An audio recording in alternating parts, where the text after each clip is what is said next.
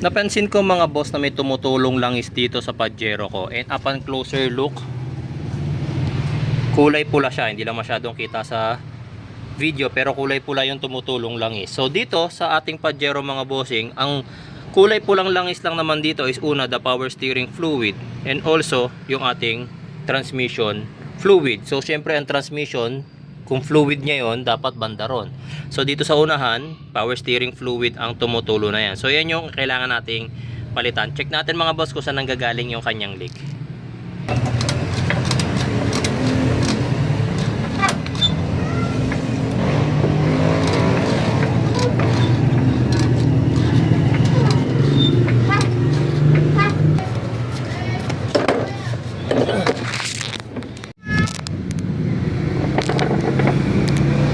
Okay.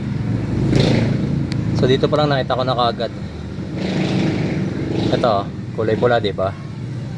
Yan. So ito kasi yung ating okay, sorry. Tama, transmission fluid nga to. Kasi yung transmission fluid natin mga bossing, dumadaan din yan sa ating oil cooler. May oil cooler dun sa harap. Okay, so akala ko power steering fluid. Transmission fluid siya.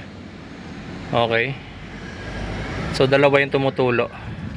So ito, tingin ko clamp issues. Mukhang maluwag lang. Try na natin flashlightan. Ayan. So may tulo rito. Ayan, may tulo rin dito. So power steering nga siya, kulay pula. Power steering, sorry. ATF. Okay. So, try ko muna guys na kung makukuha sa higpit. Baka maluwag lang yung mga clamps.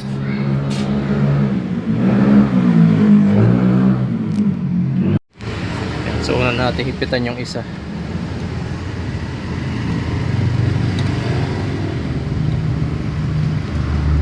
Yes, from the looks of it, maluwag nga.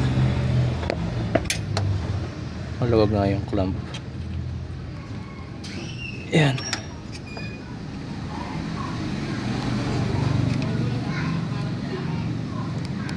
Okay, then itong isa gagamit tayo ng 10mm na socket wrench. Eto. Sensya na guys ha. One-handed na naman ako. Isang kamay nasa camera, yung isang kamay nasa tools. Yan. So hindi nyo masyado nakikita, pagpasensyahan nyo na. Pero higpitan lang natin to. Yan. So maluwag nga siya. Yan.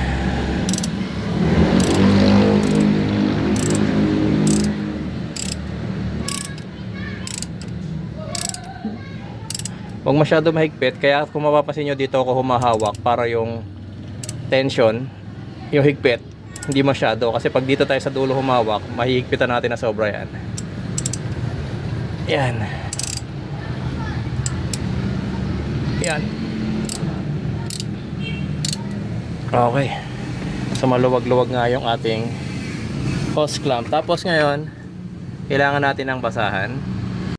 Ngayon, pupunasan na lang muna natin yung basa. Yan.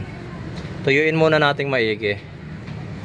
Tapos mamaya para matesting natin kung maglilik pa, pandarin natin.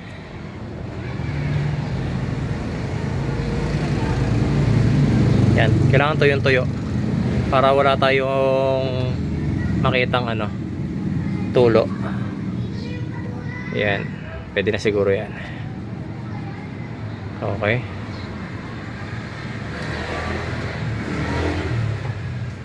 Yan.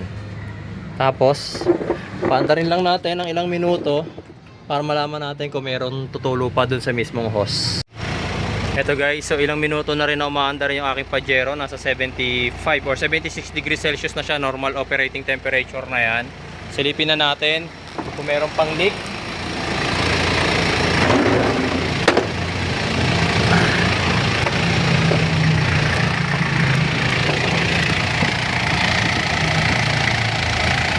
So makikita nyo, tuyong-tuyo na yung hose. Wala na tayong nakikita tumutulong power ATF fluid yan.